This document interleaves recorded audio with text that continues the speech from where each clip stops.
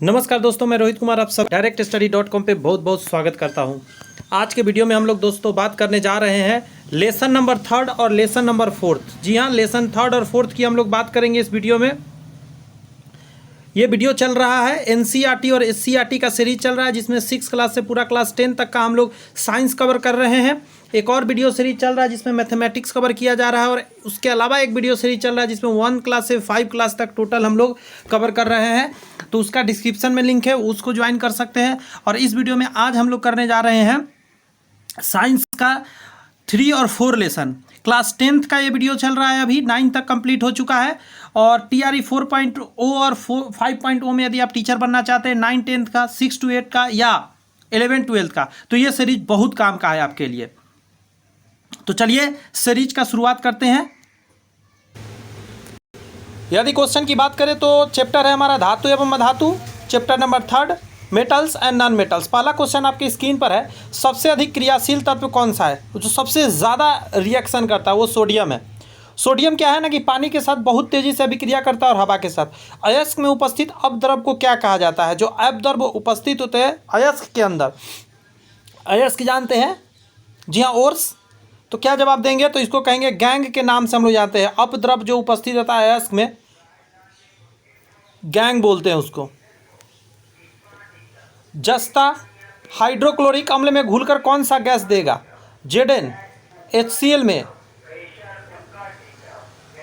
HC hydrochloric अम्ल हुआ, इसमें अगर मिलाएंगे तो क्या रिएक्शन होगा? तो इसमें हाइड्रोजन गैस देगा, ये हाइड्रोजन गैस बाहर निकलने लगा और जिंक क्लोराइड बन जाएगा। लोहे में जंग लगने का कारण क्या होता है? आर्द्र वायु, आर्द्र वायु ही इंपॉर्टेंट हो जाए, क्योंकि वातावरण में ऑलरेडी पानी का मात्रा है और आर्द्र का मतलब ही ह्यूमिडिटी होता है। विद्युत का सबसे अच्छा चालक धातु है, सबसे अच्छा किस में विद्युत जाएगा? ऑप्शन के हिसाब से कॉपर हो जाएगा। चांदी रहता तो चांदी और अच्छा रहता। कौन सा धातु ठंडे एवं गर्म जल से अभिक्रिया नहीं करता है? ठंडा और गर्म जल से अभिक्रिया नहीं करेगा।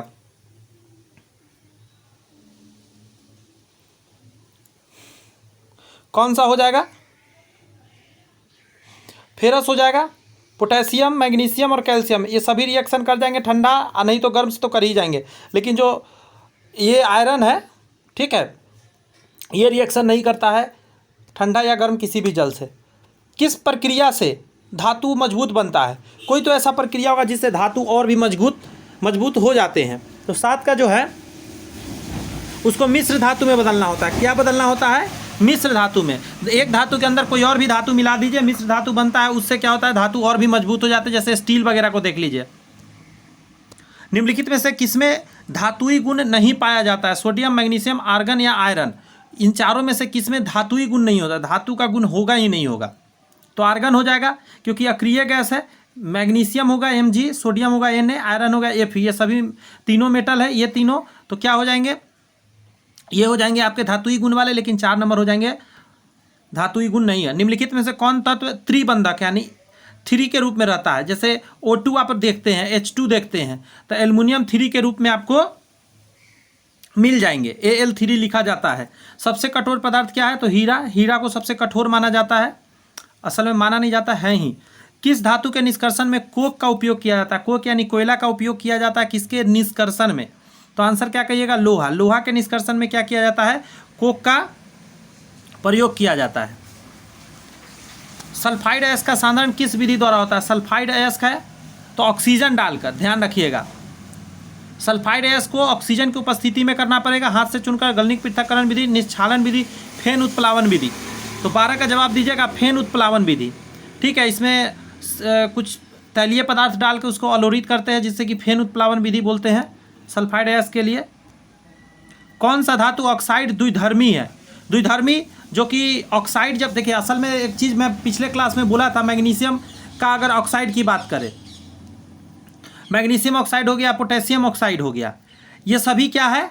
तो ये सभी बेस का काम करते हैं। क्या काम करते हैं? बेस, एसिड नहीं।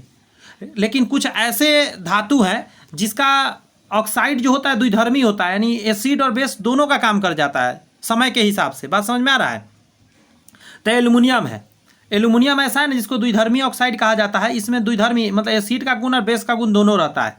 पित्तल किससे बना होता है? कितनी बार एग्जाम में आया हुआ है पित्तल का, पूछता है कि क्या चीज़ से बना होता है? कॉपर तो एक कॉमन होगा ही होगा, इसमें कॉपर नहीं तो इसको हटा दीजिए। कॉपर जिसमें जिसमें वो आंसर होगा। कॉपर के साथ क्या मिलाया जाता है? टीन। कॉपर के साथ क्या मिलाएंगे? सॉरी, टीन गलती से बोल दिया मैं, जिंक। कॉपर के साथ क्या मिलाएंगे? जिंक मिलाते हैं, Zn, जस्ता जिसको बोलते हैं। कॉपर और जस्ता मिलके क्या बनता है? पित्तल बनता है। ध्यान रखिएगा इस बात को। कॉपर के साथ टीन मिलाने पर क्या बन जाता है आपको? उसको बोलते हैं कांसा। कांसा बनता है, ये वाला पहला नंबर। नेक्स्ट है, निम्नलिखित में से कौन एल्यूमिनियम का अयस्क है? एल्यूमिनियम का अयस्क पूछ रहा है तो बॉक्साइट हो जाएगा। जी हाँ, बॉक्साइट क्या है? बक्सा बना रहता है एल्यूमिनियम का, ऐसे याद रखिए, बॉक्साइट। निम्नलिखित में से कौन लोहा का अयस्क है?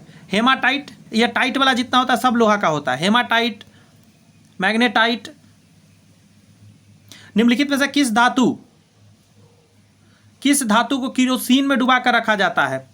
किरोसिन में डुबा कर रखने का रीजन होता है कि उसमें आग लग जाता है, तो 17 का 2 हो जाएगा। सोडियम को किरोसिन में रखना पड़ता है। परमाणु इलेक्ट्रॉन त्याग कर बनाता है। परमाणु इलेक्ट्रॉन त्यागने पर हमेशा धन आयन बनता है, क्योंकि इलेक्ट्रॉन ऋण आयन होता है और निगेटिव को उसने त्याग दिया। तो देखिए, प्रोटॉन का और इलेक्ट्रॉन का संख्या बराबर होता है। बात को समझिएगा, जितना प्रोटॉन उतना इलेक्ट्रॉन होता है, और प्लस माइनस के कारण जीरो होता है। परमाणु विद्युत उदासीन होता है। लेकिन जैसे ही परमाणु में से अगर आप इलेक्ट्रॉन निकालें तो माइनस हट गया तो प्रोटॉन दिखने लग जाता है, तो उसके ऊपर प्रोटॉन चढ़ जाता है। बात समझ में आया? और अगर कोई भी पहले से था तो उसका न्यूट्रॉन प्रोटॉन बराबर था, उस पर इलेक्ट्रॉन यदि वो ग्रहण कर लिया तो इलेक्ट्रॉन उसके ऊपर आ गया, यानी एक्स्ट्रा माइनस हो गया तो माइनस उस पर दिखने लग जाता है। तो यहाँ पूछ रहा था कि परमाणु इलेक्ट्रॉन त्याग कर क्या बनाता है? तो आंसर, सॉरी ये नहीं होगा, आंसर होगा धन आयन बनाता है। छोटा छोटा कॉन्सेप्ट है, दिमाग में रखेंगे, बहुत अच्छा रहेगा। स्टेनलेस इस्पात में कौन सा धातु मिश्रित नहीं होता है? स्टेनलेस इस्पात बनाना है, ठीक है। स्टेनलेस स्टील आप सुने होंगे, वही इस्पात की बात कर रहा है। तो उसमें कौन सी मिश्र धातु नहीं होता? क्या नहीं मिलाया जाता है? तो हो जाएगा निकेल होता है, आयरन होता है, क्रोमियम होता है। ये कॉपर नहीं होगा, कॉपर अलग चीज़ हो गया। ये सभी क्या है? क्या बोला जाए उसको? चुंबकीय गुण वाला चीज़ है। कोबाल्ट हो गया, निकेल हो गया, क्रोमियम हो गया, फेरस हो गया। तो ये सभी चीज़ को मिला के बनाया जाता है। निम्न में से कौन सहसंयोजक यौगिक नहीं है? सहसंयोजक यौगिक, बात को समझिए। एक होता है आयनिक यौगिक, जैसे हम एक चीज़ बताते हैं, NaCl नमक है, इसमें देखिए मेटल रहेगा और नॉन मेटल रहेगा, तो इसको आयनिक यौगिक बोलते हैं। प्लस माइनस यानी कि आयंस बनाता है, इलेक्ट्रॉन का त्याग होता है। यहाँ पे एक देता है एक लेता है। जितने मेटल होते हैं इलेक्ट्रॉन देते हैं, और क्लोरीन जो होते हैं मतलब कि अधातु होते हैं वो इलेक्ट्रॉन लेते हैं। तो मेटल देते हैं, नॉन मेटल लेते हैं, इसलिए आयनिक यौगिक किसके बीच बनता है। लेकिन सहसंयोजक यौगिक होता है जहाँ पे बंधन होता है। यह हमेशा याद रखिए, इसमें मेटल नहीं होंगे, बिना मेटल वाला होगा। आप देखिए ऑप्शन कौन है बिना मेटल का? देखिए मेटल वाला ये है, तो यहाँ पे तो सहसंयोजक यौगिक नहीं होगा। ये सब देखिए नॉन मेटल का है, कार्बन टेट्राक्लोराइड है, मेथेन है, हाइड्रोक्लोरिक एसिड है। तो आप क्लियर हो गया ये बात? जैसे कि इसमें मेथेन है, हाइड्रोक्लोरिक एसिड है, कार्बन टेट्राक्लोराइड है, ये सभी में, तीनों में क्या है? तो सहसंयोजक बंधन है। बट किस में नहीं है? तो सोडियम क्लोराइड NaCl में, क्योंकि इसमें धातु आ गया है। लोहे के फ्राइंग पैन को जंग से बचाने के लिए कौन सा विधि उपयोग किया जाता है? ग्रीस तो नहीं लगाया जाता उसमें, ग्रीस तो नहीं लगा सकते, लेकिन फ्राइंग पैन है। एक सेकेंड रुक जाइएगा। ये तो कहा नहीं कि यूज करिए, उस समय यूज करना है या नहीं करना है इसका बात तो किया नहीं गया। तो ग्रीस लगाएंगे, चूंकि लोहा है तो भी उस पर जंग नहीं लगेगा। पेंट करेंगे तो भी जंग नहीं लगेगा। जिंक का परत चढ़ाएंगे तो भी नहीं। तो आंसर क्या डालिएगा? ऊपर का सभी कर दीजिए, क्योंकि फ्राइंग पैन है। ये नहीं कहा कि यूज करना है। आप सोच रहे होंगे कि पेंट करने के बाद कैसे यूज कर पाएंगे, तो यूज का तो कोई चर्चे नहीं है, बस उसको रखना है, ऐसा सोच लीजिए। तो ये तीनों काम करेंगे ना तो जंग नहीं लगेगा, हवा से कांटेक्ट दूर। निम्न में से कौन सा युगल विस्थापन अभिक्रिया प्रदर्शित करता है? विस्थापन अभिक्रिया क्या होता है? एक पर से कोई चीज़ दूसरे पर चला जाए, उसको विस्थापन बोलते हैं। एकल विस्थापन, मान लेते हैं इस पे से कोई चीज़ इस पे चला गया, इधर वाला से इधर वाला पे आ गया, तो इसको बोलते हैं एकल विस्थापन। लेकिन कभी ऐसा भी होता है कि इससे इस पर कुछ गया तो इस पर से भी कुछ इस पर आ जाता है, ठीक है, तो इसको द्विविस्थापन अभिक्रिया बोलते हैं। विस्थापन में तो दोनों आ जाएगा। युगल विस्थापन मतलब द्विविस्थापन का बात कर रहा है। तो 22 का जवाब क्या देंगे आप? यहाँ कहिए सिल्वर नाइट्रेट है ना, अब कॉपर जैसे ही डालेंगे, कॉपर धातु, तो यहाँ पे विस्थापन होगा आपका। देखिए क्यों ऐसा होता है इसको समझिए। सिल्वर से ज़्यादा ना, Ag से ज़्यादा रिएक्टिव है कॉपर, तो जब ज़्यादा रिएक्टिव है तो इसको पावर ज़्यादा आ गया तो ये नाइट्रेट को अपने पास खींच लेगा। मान लेते सपोज ये बात सही है कि अभी क्या है कि नाइट्रेट किसकी पत्नी है, कॉपर की, लेकिन पावरफुल कॉपर आ सॉरी सिल्वर की पत्नी कौन है, नाइट्रेट, लेकिन कॉपर जैसी आए ज़्यादा पावरफुल है तो इसकी पत्नी को अपना बना लेगा, लेके कॉपर नाइट्रेट बना लेगा और यह सिल्वर को अलग कर देगा कि जिसकी लाठी उसकी भैंस, मेरे पास ज़्यादा पावर है, तुम साइड हो जाओ। नेक्स्ट कहा जा रहा है निम्नलिखित में से कौन सी अधातु सामान्य वातावरण में द्रव अवस्था में पाई जाती है। फिर से सुनिए, निम्नलिखित में से कौन सी अधातु सामान्य वातावरण में द्रव अवस्था में पाया जाता है। अधातु है तो ब्रोमीन होता है। ब्रोमीन जो है ना, ये सामान्य वातावरण में लिक्विड अवस्था में रहता है अधातु में। अधातु में मरकरी होता है Hg, मरकरी सुने होंगे, पारा। कोई धातु ऑक्सीजन के साथ अभिक्रिया कर उच्च गलनांक वाला यौगिक निर्मित करता है, यह यौगिक जल में विलय है। यह तत्व क्या हो सकता है, फिर से सुनिए, कोई धातु ऑक्सीजन के साथ अभिक्रिया कर उच्च गलनांक वाला यौगिक निर्मित करता है, यह यौगिक जल में विलय है, यह तत्व क्या हो सकता है। अच्छा क्वेश्चन है, ये हो जाएगा कैल्शियम। ठीक है, कैल्शियम ऑक्साइड बनाएगा और कैल्शियम ऑक्साइड जल में विलय होता है, CaO, और बहुत गर्मी देता है, ऊष्माक्षेपीय अभिक्रिया होता है। खाद्य पदार्थ के डिब्बों पर जिंक की बजाय टीन का लेप चढ़ाया जाता है। जिंक से ज़्यादा टीन चढ़ाया जाता है क्योंकि टीन कम रिएक्टिव है। टीन की अपेक्षा जिंक महंगा है, टीन की अपेक्षा जिंक का गलनांक अधिक है, टीन की अपेक्षा जिंक अधिक क्रियाशील है, ये आंसर हो जाएगा। जिंक ज़्यादा क्रियाशील है इसलिए जिंक नहीं चढ़ा के क्या टीन को लगा दिया जाता है, टीन का डब्बा बनता है। पित्तल मिश्र धातु है तो कॉपर तो होगा, तांबा इसमें नहीं है तो इसको हटा दीजिए, इन तीनों में तांबा है। तांबा के साथ क्या मिलाया जाता है, एल्युमिनियम नहीं, जिंक मिलाया जाता है, यही आंसर हो जाएगा। 26 का क्या आंसर हो जाएगा, 3 नंबर, जिंक मिलाया था, जेडन जस्ता मिलाया जाता है, तांबा और जस्ता से बनता है पित्तल। सल्फर अयस्क का सांद्रण किस विधि द्वारा किया जाता है। सल्फर अयस्क का सांद्रण उत्प्लावन विधि, झाग उत्प्लावन विधि से किया जाता है। ठीक है, थोड़ा देर पहले भी देखे थे, सल्फाइड अयस्क जब भी हो तो झाग उत्प्लावन विधि कहते हैं उसको।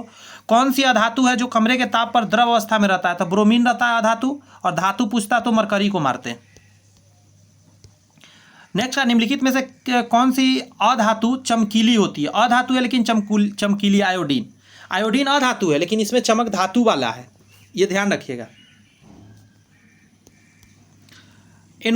एनोडीकरण के संदर्भ में निम्नलिखित में से कौन सा कथन सही है। एनोडीकरण के बारे में कह रहा है, कौन सा सही है। 4 नंबर सही हो जाएगा। यह एल्युमिनियम धातु पर मोटी ऑक्साइड की परत बनाने की प्रक्रिया है। ठीक है, एनोडीकरण करने का मतलब है एल्युमिनियम की धातु पर मोटी ऑक्साइड की परत बनाने की प्रक्रिया है एनोडीकरण। नेक्स्ट क्वेश्चन है कि सामान्यतः धातुएं अम्ल से क्रिया करके हाइड्रोजन गैस उत्सर्जित करते हैं। ये सही बात है। जैसे कोई भी एसिड को ना जब आप मिला दीजिएगा आयरन नहीं, मतलब धातु के साथ, तो हाइड्रोजन गैस निकलता है, परंतु जब धातुएं नाइट्रिक अम्ल के साथ करती है ऐसा नहीं होता है। नाइट्रिक अम्ल के साथ ऐसा, नाइट्रिक अम्ल कमजोर है, बात समझ में आया। नाइट्रिक अम्ल एक प्रबल ऑक्सीकारक होता है।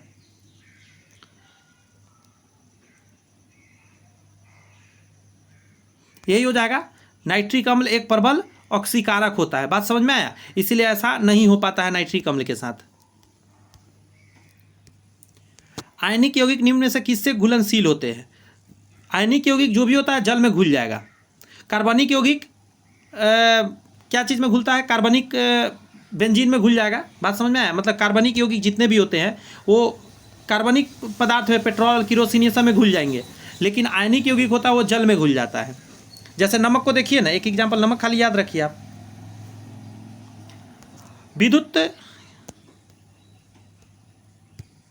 विद्युत धारा की वेल्डिंग के लिए कि प्रयुक्त मिश्र धातु कौन सी है। विद्युत धारा में वेल्डिंग किया जाता है तो कौन सा मिश्र धातु होता है, सोल्डर कहते हैं उसको। सोल्डर ही ना होता है जिसको गलाया जाता है सोल्डिंग करने के लिए। निम्नलिखित में से सर्वाधिक और न्यूनतम अभिक्रियाशील वाला युग्म कौन सा है। सबसे ज़्यादा इस तरफ में होगा और न्यूनतम इस तरफ होगा, बताइए जरा। देखिए हीलियम है यहाँ, आर्गन, हाइड्रोजन, गोल्ड।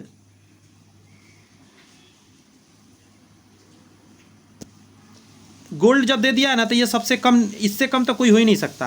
पोटेशियम तुरंत आग लग जाता है, गोल्ड हो जाएगा, यही आंसर हो जाएगा।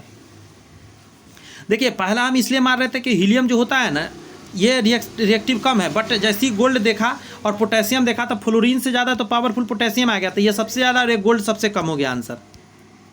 ऑप्शन पर भी थोड़ा सा खेलना रहता है। अति शुद्ध सोना कितने कैरेट का होता है? 24 कैरेट का होता है, इससे ऊपर सोना तो होता ही नहीं है। नेक्स्ट कर रहा है सोने के आभूषणों को बनाने में प्रयुक्त सोना कितने कैरेट का होता है? तो उससे कम हो जाता है। बात समझ में आया? इसको बोलते हैं हम लोग 22 कैरेट का सोना होता है आभूषण में। लेकिन और ख़राब आभूषण के लिए 20 कैरेट 18 कैरेट तक का भी बनता है, लेकिन मेनली 22 कैरेट माना जाता है। लोहे एवं इस्पात को जंग से बचाने के लिए उस पर निम्नलिखित किसकी परत चढ़ाई जाती है? जस्ता की परत चढ़ाई जाती है। ठीक है, जस्ता की परत चढ़ा दिया था लोहा या इस्पात पर, चमकता है बहुत अच्छा, ये एकदम स्टील के जैसा।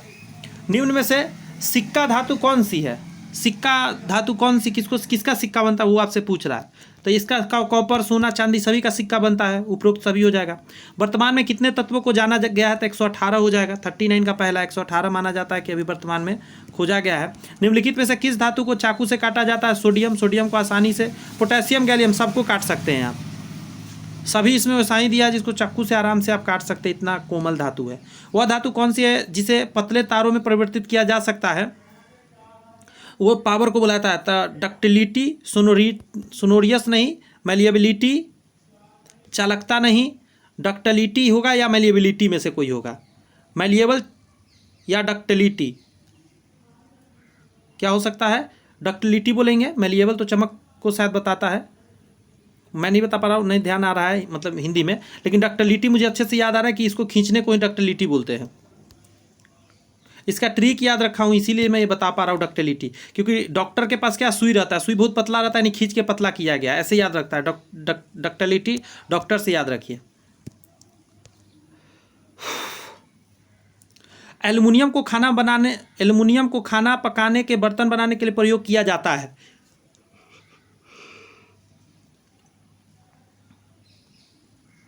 यही हो जाएगा 2 नंबर, नहीं 2 नंबर में उच्च गलनांक,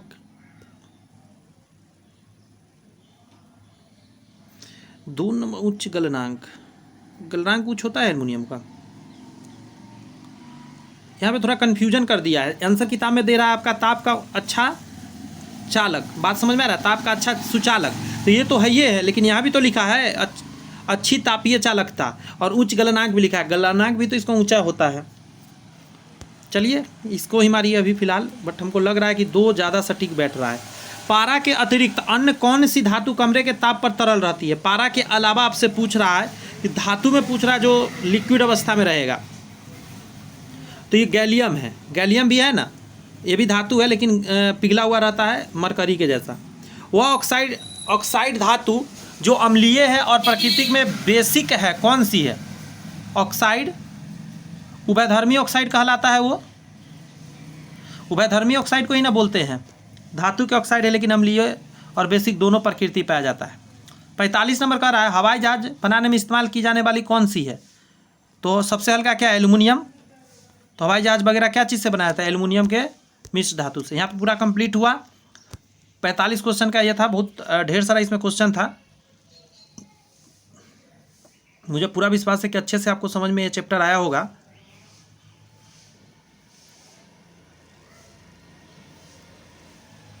कार्बन तथा इसके यौगिक की बात करते हैं। 4th लेसन अच्छा चैप्टर है। Carbon and its compound. एकल बंधन वाले हाइड्रोकार्बन कहलाते हैं संतृप्त हाइड्रोकार्बन। संतृप्त हो गया यानी उसमें डबल बॉन्ड या ट्रिपल बॉन्ड नहीं होता है। डबल बॉन्ड कार्बन कार्बन के बीच में डबल बॉन्ड या ट्रिपल बॉन्ड होगा वो असंतृप्त कहलाता है, ध्यान रखिएगा। द्विबंधन वाले हाइड्रोकार्बन कहलाते हैं असंतृप्त।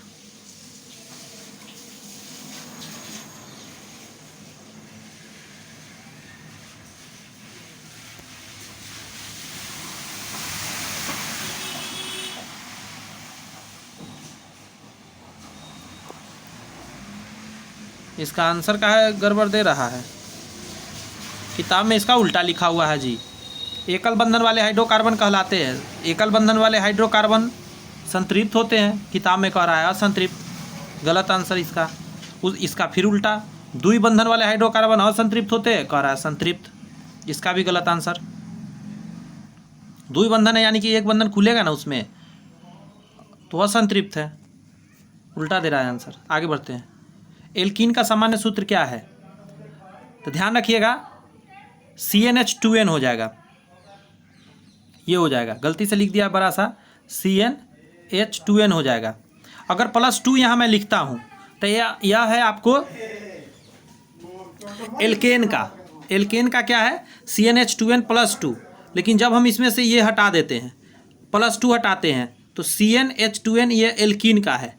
अगर यहाँ -2 कर देते हैं तो ये हो जाएगा एल्काइन का। फिर से सुन लीजिए, एल्काइन में -2 रहेगा, सिंपल रहेगा CnH2n, तो ये एल्कीन होगा। और अगर यहाँ +2 है तो वो क्या हो जाएगा, एल्केन हो जाएगा। सारा मैंने बता दिया। अब आइए फटाफट टिक मारते हैं। यहाँ हो जाएगा CnH2n एल्कीन का, एल्काइन पूछ ही दिया अगला में, तो -2 कर दीजिए, CnH2n -2 होगा।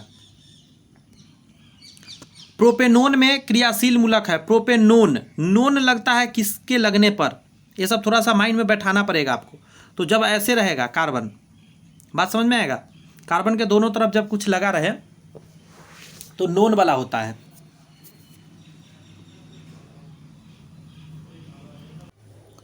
सॉरी, देखिए हम बता रहे थे प्रोपेनोन में क्रियाशील मूलक होता है। प्रोपेनोन में होता है, यहाँ पे ये जो ये में लग नहीं रहा है मुझे कोई ऑप्शन में, ठीक है, यहाँ लगता है 3rd होना चाहिए था, इसमें कुछ मिस्टेक है। कैसे है ऐसे बताते हैं। जैसे CH3 आप लिखेंगे ना, और ऐसे डैश दे के C लिखेंगे और ऊपर में ऐसे O लगा देंगे और इधर CH3, तो यही है आपका क्या, एसीटोन कहिए या प्रोपेनोन कहिए। बात देखिए, एसीटोन या प्रोपेनोन, CH3 दोनों तरफ रहेगा और ऊपर में O रहेगा। अब देखिए हमको लगता है ना ये जो क्वेश्चन है इसमें यही मिलता है, या ऐसा भी लिखा जाता है कभी कभी, ऐसे CH3 इधर CH3 ऐसे भी लिख सकते हैं, या और भी बता देता हूँ तरीका कैसा लिखा जा सकता है। CH3 का होल ट्वाइस ऐसे CO, बात समझ में आया, CO आ गया, और इधर में क्या होगा, CH3 का होल ट्वाइस, ऐसे भी करके आप लिख सकते हैं। तो इसमें क्या छूटा हुआ है, O, यहाँ पे O रहना चाहिए था, ठीक है, ऐसे डैश रहना चाहिए था। क्लियर है, डैश CO डैश। प्रोपेनॉन का समझ गए, याद हो गया, माइंड में आ गया। अल्कोहल ग्रुप में कौन सा अनुलंगर जोड़ा जाता है, अल्कोहल में OH रहता है, क्लियर है, अल्कोहल में OH जोड़ा जाता है। अगला कहा जाता है कि कार्बोक्सिलिक ग्रुप किसके साथ अभिक्रिया कर एस्टेरिफिकेशन अभिक्रिया देता है, कार्बोक्सिलिक ग्रुप। तो आंसर क्या हो जाएगा इसका, अल्कोहल के साथ। कार्बोक्सिलिक एसिड जो होता है अल्कोहल के साथ अभिक्रिया करता है, एस्टेरिफिकेशन होता है। किस द्रव में आयोडीन को घोलने पर टिंचर ऑफ आयोडीन बनता है, दवा होता है ये, ठीक है, तो इसको बोलते हैं कार्बन टेट्राक्लोराइड, CCl4 होता है ना, इसमें अगर आयोडीन अगर आप ऐड करते हैं तो क्या हो जाता है, इसको टिंचर ऑफ आयोडीन बोला जाता है, दवा का काम करता है। डालडा में उपस्थित वसा अम्ल किस प्रकृति का होता है, डालडा जो हम लोग जानते हैं जमा हुआ घी के जैसा रहता है, असंतृप्त रहता है, समझ गए, असंतृप्त होता है। एसिटिक अम्ल का क्रियाशील मूलक क्या होता है, तो COOH होता है। एसिटिक अम्ल का क्या होता है, COOH होता है। एथेनॉल को सांद्र H2SO4 के साथ गर्म करने पर प्राप्त होता है, एथेनॉल है, देखिए ऐसे समझिए, मेथेन एथेन C2H6 CH4 होता है मेथेन, एक कार्बन तो दुगना करके 2 जोड़ दिए तो 4 आ गया, 2 जखनी रहेगा, मेथेन का देथेन होता है, तो 2 हो गया कार्बन के साथ 2, तो डबल करके 2 जोड़े, 2 दूनी 4 2 6, तो ये हो गया आपका मेथेन का देथेन। लेकिन एथेनॉल के लिए क्या करना होगा, इसमें से एक हाइड्रोजन हटा के OH जोड़ना होगा, यानी इसका रिएक्शन क्या हो जाएगा, C2H5OH। क्लियर हो गया, ये OH क्या चीज़ का आ गया, तो एथेन से बना एथील, एथील अल्कोहल भी इसको बोलेंगे, एथेनॉल को क्या बोलेंगे, एथील अल्कोहल, तो एथील अल्कोहल हो गया। अब इसको कह रहा है H2SO4 के साथ गर्म करना है, H2SO4 के साथ गर्म करना है, तो क्या प्राप्त होगा, तो इसमें प्राप्त जो होगा आपका C2H4 प्राप्त होगा, C2H4 आपका प्राप्त होगा। और ये क्या हुआ, C2H4, इसका ये डबल है, तो देखिए ये उधर में आइए, पहला था एथेन, ऐसे नहीं, सॉरी एक और चीज़ पर आइए, पहला एल्केन होता है, एल्केन, एल्कीन, एल्काइन। अब ये चला गया कहाँ पे पता है आपका, CnH2n, यहाँ था CnH2n +2, एल्केन में होता है 2 जोड़कर, एल्कीन में घट जाता है, एल्काइन में और -2 हो जाएगा यहाँ पे। तो अब क्या इस पर आ गया, तो यहाँ पे 2 कार्बन मिला के क्या कहेंगे, तो जैसे वो मैं मेथेन का एथेन आया था, तो इसमें हो जाएगा एथीन। ये क्या हो गया, इसका अगर पूछे नाम क्या है तो एथीन हो गया, ये C2H4 एथीन हो गया। तो एथेनॉल को H2SO4 के साथ गर्म कर पर एथीन प्राप्त होता है। निम्न में से कौन सा समूह योगशील अभिक्रिया दिखाती है? योगशील मतलब आगे जुड़ता जाएगा, आगे कुछ बढ़ता जाएगा, तो एल्कीन बोलते हैं। एल्कीन जो होता है योगशील अभिक्रिया दिखाएगा। CH3-CH2-OH अल्कोहल आ गया और 2 कार्बन है। तो देखिए एल्केन के बाद एल्कीन होता है, सॉरी मेथेन के बाद एथीन होता है, तो एथीनॉल हो गया। एथीनॉल हो गया ये पहला, एथेनॉल भी बोल देते हैं इसको। CH3-O-CH3 कौन सा समयावी है? दोनों में अगर आप काउंट करेंगे तो बराबर है। ये समावयवता क्या बोलते हैं इसमें, आपसे ये पूछ रहा है, तो इसको बोलते हैं क्रियाशील समावयवता, क्योंकि इसमें OH लगा है, ए में फंक्शनल ग्रुप चेंज है ना, तो फंक्शनल ग्रुप का समावयवता हो गया क्रियाशील समावयवता। आगे बढ़िए। C5H12 5 दूनी 10 2 12 यानी अल्केन ग्रुप का है। अनुसूत्र के लिए कुल श्रृंखला समअवयव की संख्या कितना होगा? कितना इसमें श्रृंखला समअवयव बन पाएगा? तो इसमें आंसर हो जाएगा 3 बन पाएगा। कैल्शियम कार्बाइड जल से अभिक्रिया करके देता है। कैल्शियम कार्बाइड जल से अभिक्रिया करके क्या देगा? वो आपको देगा एथाइन। वेल्डिंग में इस्तेमाल होने वाले धातु कौन सा है? कोई ऐसा है जो वेल्डिंग में उपयोग किया जाता है, तो एसिटिलीन गैस का होता है। एसिटिलीन गैस का उपयोग किया जाता है वेल्डिंग के करते समय। नेक्स्ट है कि बायोगैस का मुख्य अवयव क्या है? बायोगैस मीथेन होता है, सबसे इंपॉर्टेंट मीथेन होता है। ब्यूटेन ये सब जो प्रोपेन लिखा गया ये है आपको एलपीजी गैस का, लेकिन मीथेन हो जाता है। आइसोब्यूटेन और नॉर्मल ब्यूटेन ये होता है एलपीजी का, बट बायोगैस का होता है मीथेन। क्या गाड़ी लोग लेकर चलता है, ये भी नहीं समझता है कि लोग डिस्टर्ब होते हैं। इतना आवाज़ वाला साउंड लेकर, बुलेट ऐसा नहीं कि इतना साउंड देता है, लेकिन उसमें लोग लगवा ऐसा लेता है कि साउंड दे, कि हाँ भाई हमने पैसा से ख़रीदा है। क्या मैं बोलूँ। बेंजीन का आणविक सूत्र क्या होता है? C6H6, दोनों 6 होता है, बेंजीन कहलाता है। नेक्स्ट कहा जा रहा है सिरका में एसिटिक अम्ल कितना प्रतिशत होता है? 3 से 4% के करीब आई थिंक रहता है, नहीं ज़्यादा रहता है, सॉरी 6 से 8%। 6 से 8% एसिटिक अम्ल रहता है सिरका में। एक मिनट रुकिएगा, मेरे पास भी सिरका में, 1 मिनट देखता हूँ इसमें कितना परसेंट है। मैं पीता हूँ सुबह सुबह एप्पल साइड विनेगर। विनेगर में कितना परसेंट है? कहाँ पे लिखा रहेगा? कहीं तो लिखा रहना चाहिए था ना। किन्हीं को बुरा लग रहा हो कि सर समय लैप्स कर रहे हैं, थोड़ा सा वीडियो को आगे बढ़ा लीजिएगा, 1 सेकंड रुक जाइए।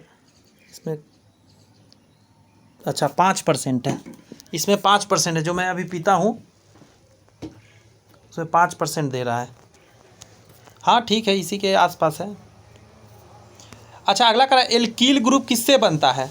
तो एल्केन जो होता है ना, एल्केन से एक जब आप हटा देते हैं हाइड्रोजन तो एल्कील ग्रुप बन जाता है।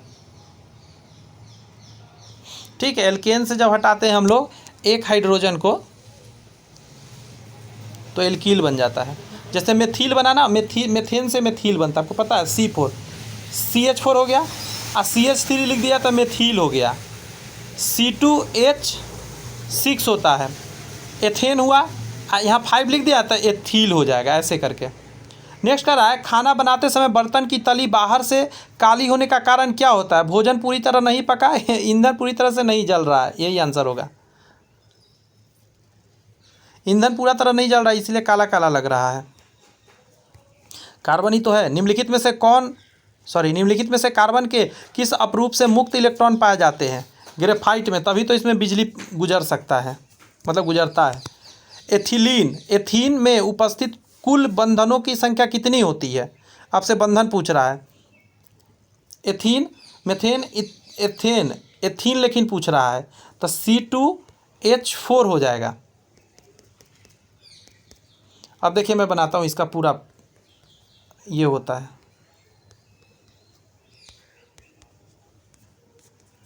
कितना बंधन दिखा, 1 2 3 4 5 6, टोटल 6 जगह बंधन दिखा।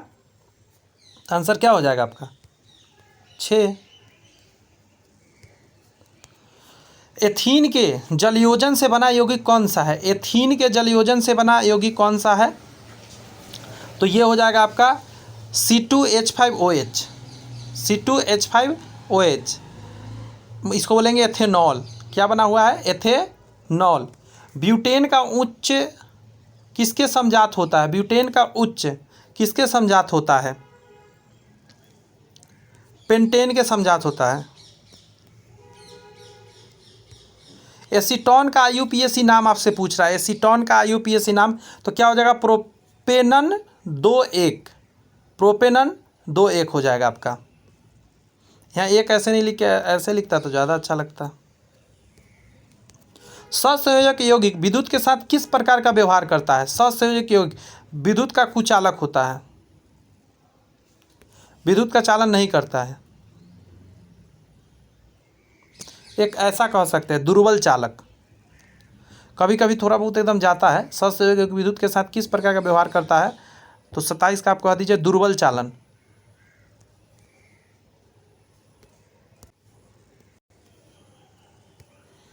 CNG का प्रमुख घटक कौन सा है? मीथेन। CNG में सबसे इंपॉर्टेंट क्या हो जाएगा? मीथेन। निम्नलिखित में से साबुन बनाने की प्रक्रिया को सह उत्पाद क्या है? साबुन बनाने समय आपको क्या मिलेगा? बसाम, ग्लिसरॉल। तो एकदम आसान है ना, ग्लिसरॉल बन जाता है। निम्नलिखित में से कौन से कार्बन का अपरूप है? कार्बन का अपरूप आपसे पूछ रहा है, कौन है? सभी है।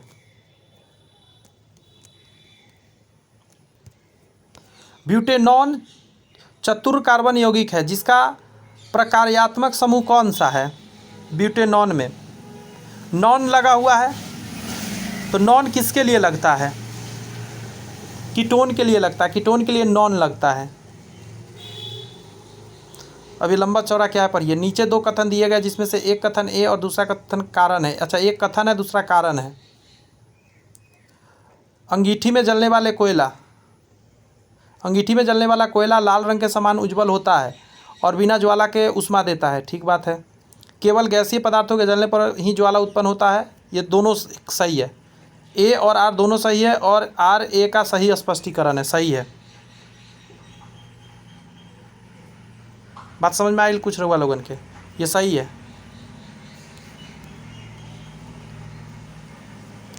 एथेनॉल से एसिटिक अम्ल बनाने की प्रक्रिया को क्या कहा जाता है? एथेनॉल से एसिटिक अम्ल बनाना है, इस विधि को क्या बोलते हैं? इसको बोलते हैं ऑक्सीकरण करना होता है, और कुछ नहीं करना होता है। सिरके में कौन सा कार्बनिक अम्ल उपस्थित होता है? सिरका में पूछ रहा है आपसे कौन सा कार्बनिक अम्ल उपस्थित होता है? एसिटिक अम्ल होता है। सिरका में क्या होता है? एसिटिक अम्ल होता है। एथेनॉल के संदर्भ में निम्नलिखित कथनों में से कौन सा सही नहीं है? निगेटिव आपसे पूछ रहा है, कौन सा गलत है? ठीक है, तो ये गलत है लिखा हुआ। ठीक है, यह केंद्रीय तंत्रिका तंत्र को सकारात्मक रूप से प्रभावित करता है और तंत्रिका तंत्र को अधिक मजबूत बनाता है। ये गलत बात है। तो सही बात 3 था, तीनों सही को पढ़ते हैं जरा एथेनॉल के बारे में। इसका उपयोग टिंचर, आयोडीन और कफ सिरप बनाने में होता है, एकदम सही बात है। यह कपड़े के तापमान पर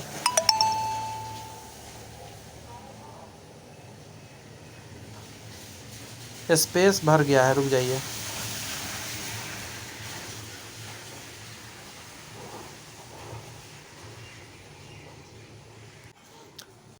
ये सही है। कमरे के ताप पर दर्द पाया जाता है। अधिक मात्रा में इसके सेवन से उपापचय प्रक्रिया हो जाती है, प्रॉब्लम आ जाती है। जल की कठोरता के लिए निम्नलिखित में से कौन सा तत्व उत्तरदायी है? जल की कठोरता किसके कारण होता है? तो होता है कैल्शियम और मैग्नीशियम के कारण होता है। लास्ट क्वेश्चन कर लेते हैं। एथेन का आणविक सूत्र C2H6 है। इसमें क्या हो जाएगा? 7 सहसंयोजक बंधन है। जब इसको तोड़ेंगे आप ऐसे करके, तो एक यहाँ मिलेगा, ऐसे करके 3 यहाँ होगा, 3 इधर हाइड्रोजन जुड़ेगा, 3 और 3 6 1 बीच में 7 हुआ ना। चलिए दोस्त, यहाँ पे आपका कंप्लीट होता है आज का सेशन। अच्छा लगा हो तो चैनल सब्सक्राइब करके बेल आइकन प्रेस कीजिए। कुछ दोस्त मित्र में ज़रूर शेयर कीजिए। वीडियो को लाइक करिए। कोई भी सजेशन हो कमेंट्स में ज़रूर बताइए।